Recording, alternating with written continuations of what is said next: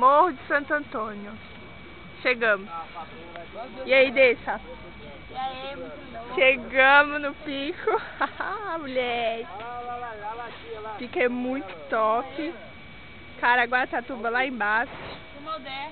Vou filmar. Dezinho aqui na área VIP. Ou não, né? Olha a velha, a Asa Delta deixando ali. Eu não sei se é a Asa Delta.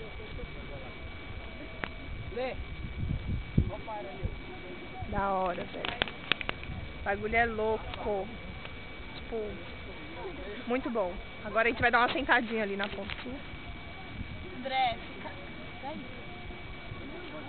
Gente, eu tô com medo. Não vou descer até ali não. Will, não vai muito.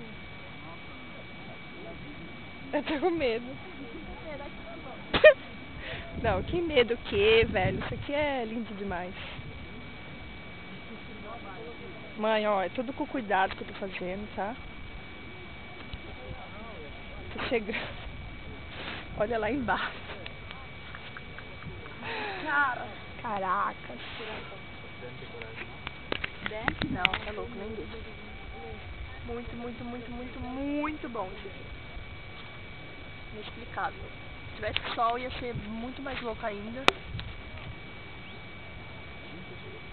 Mas tá bom. Gente, é muito alto. Tá muito bom.